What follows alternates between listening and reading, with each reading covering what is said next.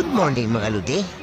Ito na pala ang dahilan, Lods, ba't pumili tayo ng submersible, Lods.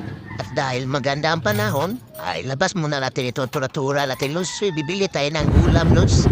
Yung isda na presko yung bibilihin natin, Lods. Biyahe na tayo nito. Ito ang daanan namin, Lods. Yan, Lods. Oh, kita-kita naman sa unahan, Lods. Yan ang Mount Apo, Lods.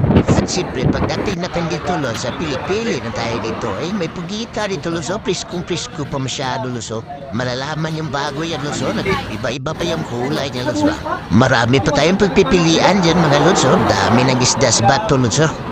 Pero kung isda lang bilhin niyo, Lods, isda na lang, huwag na lang yung bato. Ayan. Ang dami dito, Lods. Oh. Press na press pop from the sea, Lods. Ayan. Pili na tayo dyan, Lods. Magbili na tayo, Lods. Kasi wala ng ulam, eh. Pero tayo po talaga itong pugita na to, Lods. Oh. Kasi presko pa, Lods. Pero parang hindi ko kaya iluto to, Lods. Sobrang laki. Dito lang tayo, Lods. Oh. May kubutan pa tayo dito. Oh. Marami tayong bibili nito, Lods. Kung marami tayong pera. Pero tayo po sana ito, Lods. Pero hindi kaya, Lods. Kasi sobrang laki.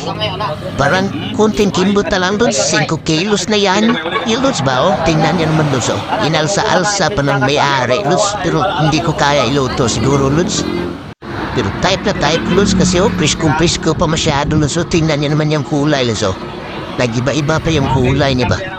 Dito may talaga malalaman, Lods, na press pa talaga ito, Lods. Kasi malapit na to sa dagat, Lods ba? Yan smare, Lods. Piniili niya ang kubutan, Lods. Sarap din dito yung adobo, Lods ba? At calamaris. Yan ang putahin na iluto dito, Lods. Kubutan na ito. Yan, dami talaga, Lods.